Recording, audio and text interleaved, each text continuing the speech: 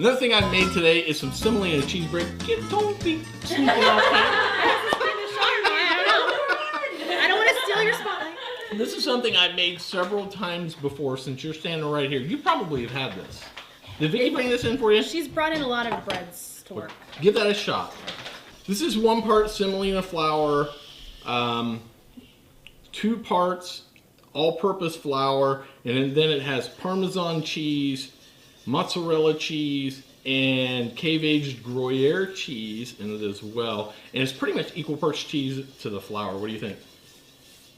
It's delicious. It's very good. This is one of my favorite breads. It's so good warm, and like the cheese is still melty. Yeah, and it's got like the Parmesan gives it a nice salty kick. That salty flavor is so important in bread, so Yeah. it's good. It's like the smoothest, silkiest bread.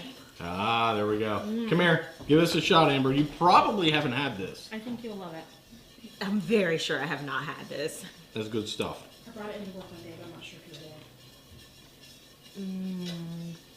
were there. Our oldest son calls this next level bread because he loves it. So delicious. It's very good. You guys are spoiling me. How am I going to go back to Uber Eats after this? Ditto.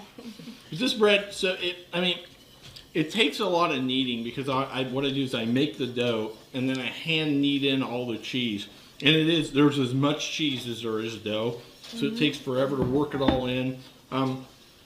First rise is 2 hours, second rise 1 hour, and then it bakes at 425 for about 30 minutes. Oh my gosh. It's so good. It's so good. My wife's off camera.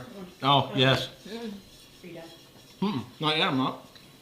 You can find this recipe in an earlier episode of POV Italian.